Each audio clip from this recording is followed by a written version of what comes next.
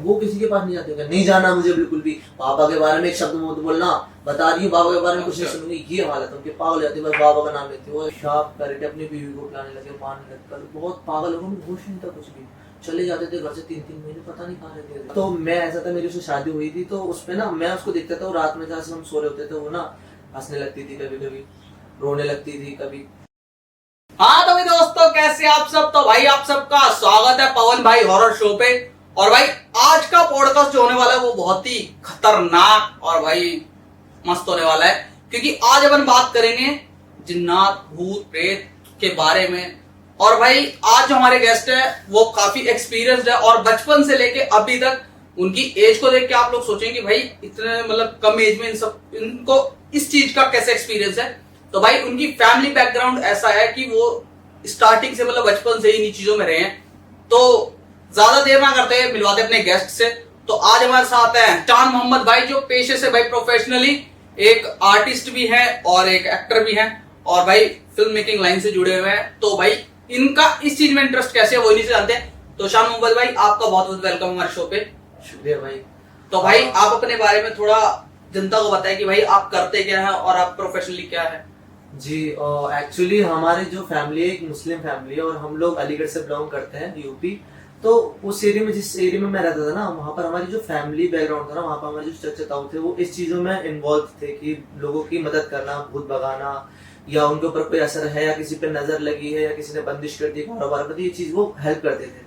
ठीक है, तो मैं बचपन से रहा, फिर मैं मदरसे में पढ़ा, वहां पे मैंने पढ़ाई करी, और जो ये जिन्नात जो मखलूक है एक, तो इसके बारे में मैंने जाना समझा। अच्छा। कि ये है क्या चीज, और डिटेलिंग में मुझे सारी चीजें पता चली। हमारे बुजुर्ग हमें बताते हैं, जो हमारे औलमा हमें बताते हैं कि है क्या चीज। अच्छा। तो वही चीज मैं बताने वाला हूँ जो मैंने बचपन से आज तक सुनी है। फिर जब मेरी माँ का देहांत हो गया था, एक्चुअली जब मैं थोड़ा छोटा था, तो उसके बाद से फिर मैं वो मदरसे वाली लाइन छोड़ के ना इधर शूटिंग लाइन में आ गया। फिर मैं फिल्मों में काम करने लगा, वीडियोस में काम करने लगा। अच्छा। तो जो मेरी नॉलेज थी वो तो है ही, वो बचपन की मेरी सारी चीजें, मेमोरीज है, वो मुझे सारी याद है। और जो मैंने देखा अपनी आंखों से कि कैसे क्या होता है, सारी चीजें मुझे अभी तक याद है। तो वही मैं बताने वाला हूँ कि लोग जो डर जाते हैं जिन्नातों से, भूतों से, कि भाई ये हम पर अटैक कर देंगे, हमारा नुकसान कर देंगे, तो उसकी जो डाउट्स है ना लोगों के कि यार ये हमें नुकसान पहुंचा सकता है, वो सारी चीजें मैं अभी अपनी तरफ से पूरी क्लियर करूंगा। अच्छा। और एक चीज और मैं बता दूं कि जो भी मैं अभी बताने वाला हूँ ना, वो सारी बातें सिर्फ और सिर्फ 3 जो बड़े बड़े रिलीजन है उनमें, उन्हीं में होगी।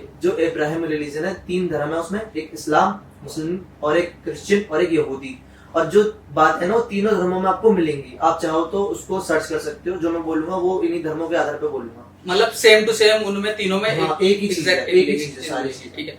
तो भाई आजकल जो सबसे तगड़ा चल रहा है ना यूट्यूब पे ट्रेंडिंग टॉपिक, वो यही है कि भाई जिन्नात का ये हो गया, भूत नहीं करते, प्रेत नहीं करते। तो भाई एक्चुअल में होते क्या है, जिन्नात और भूत वगैरह होते क्या, मतलब एक ही कैटेगरी है, अलग अलग है, और होते क्या है, सबसे पहले बताइए।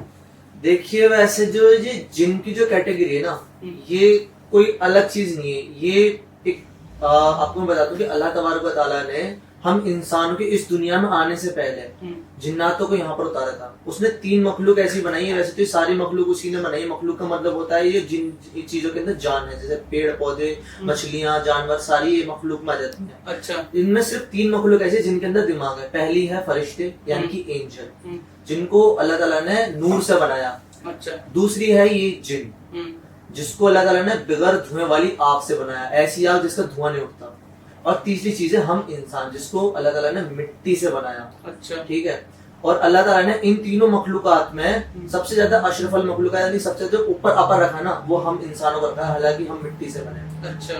तो ये दुश्मनी और ये जिन्नात कहाँ से आई, ये चीजें मैं आपको बता देता हूँ कि जब ये इस दुनिया में बहुत पहले से रहते थे ये राज, सबसे पहले अल्लाह ने 2 मखलूक बनाई, एक एंजल्स यानी कि फरिश्ते, और दूसरे जिन।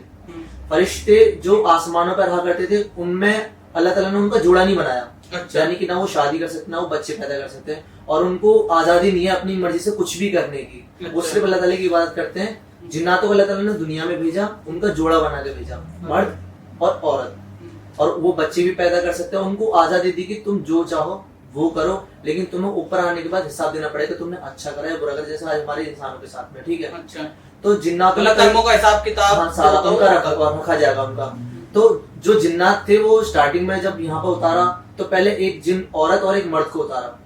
उनसे नस्लें बढ़ी, फिर जैसे बढ़ने लगी तो वो लोग ना आपस में क्या करने लगे, फसाद करने, यानी लड़ाई झगड़ा मारपीट खून खच्चर रेप सी सारी चीजें होने लगी।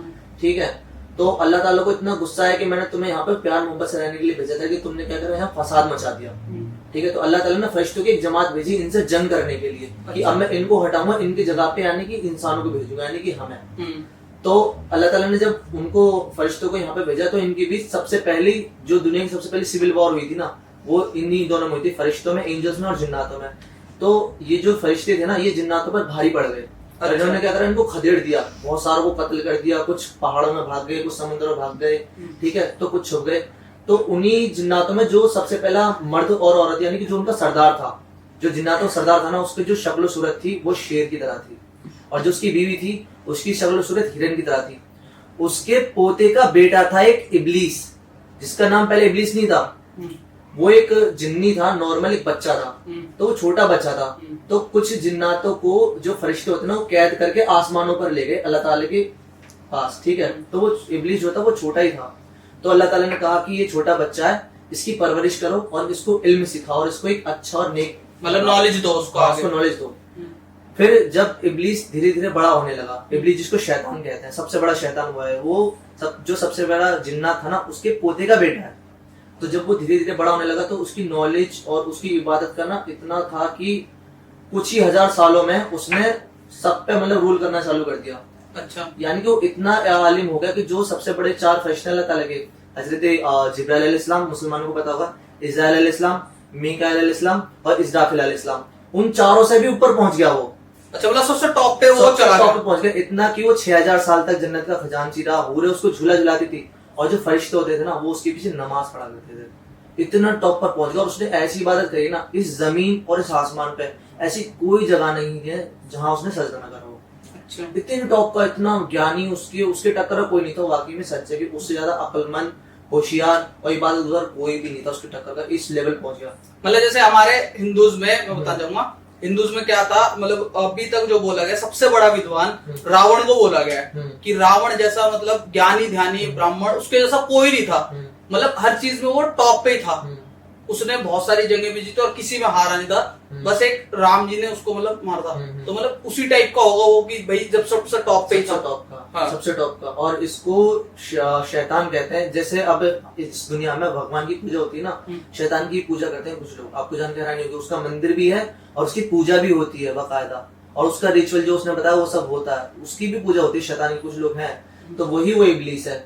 तो जब वो टॉप पे पहुंच गया और फिर अल्लाह ताला के मन में आया कि मैं एक ऐसी मखलूक और बनाना चाहूंगा जो कि इन सबसे अफजल हो, यानी कि हम इंसान। तो अल्लाह ताला ने क्या कहा कि फरिश्तों को हुक्म दिया कि मट्टी इकट्ठा करके लाई जाए हर तरह की।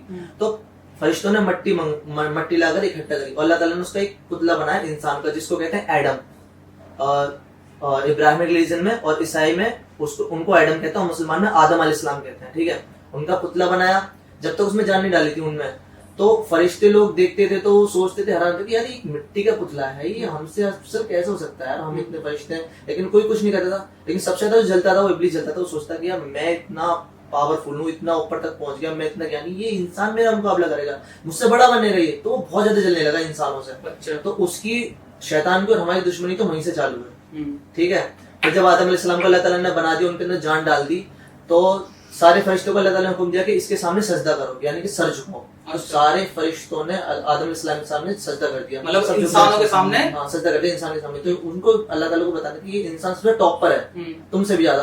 फिर जब इब्लीस से कहा तो इब्लीस अकड़ गया, उसने बोला अपनी अकड़पंती थी। हाँ, मैं कह रहा यार मैं इसके सामने सजदा करूंगा, ये इंसान, इसके अंदर अकल नहीं होती है, ये इसको बहकाना बहुत आसान है ना, इसके अंदर कुछ होता है, मैं इतना अफजल हूं, मैं कैसे इसको सजदा कर सकता हूँ।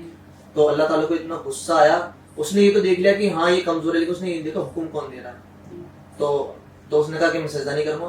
तो अल्लाह ताला ने उसको मरदूद करार दे दिया और उस दिन से उसको सबसे बड़ा शैतान करार दे दिया। कहा कि अब तू निकल जा मेरी जन्नत से और दुनिया में जा। अच्छा। ठीक है, तो शैतान ने कहा ठीक है अल्लाह, मैं चला तो जाऊंगा, लेकिन मैं तुझे एक चैलेंज करना चाहता हूँ, मैं अपनी बात को साबित करूंगा, मैं दुनिया में जाऊंगा और ये जो इंसान है ना, इसको ऐसा बहकाऊंगा, इससे इतने गुनाह करवाऊंगा ना कि तू देखेगा कि तूने कितनी बड़ी गलती करी इंसान को पैदा करके। अच्छा, तो मतलब वहीं से जिनों चालू की हुई। जिनों की मतलब शुरुआत हुई। हाँ वहीं जो- से जिसे हम हाँ, बोलते हैं। इंसानों के साथ में दुश्मनी और बहकाना चालू हुआ। अच्छा। तो अब क्या होता है कि जब ये शैतान ये चैलेंज करता है तो अल्लाह ताला कहता है ठीक है, मैं तुझे क़यामत तक की मोहलत देता हूँ जब तक दुनिया खत्म नहीं हो जाती, तू बहका उनको, लेकिन मेरा बंदा मुझसे अगर सच्चे दिल से तौबा करेगा ना, 70,000 बार भी तौबा करेगा तो मैं उसको 70,000 बार अपनी रहमत से माफ करूंगा।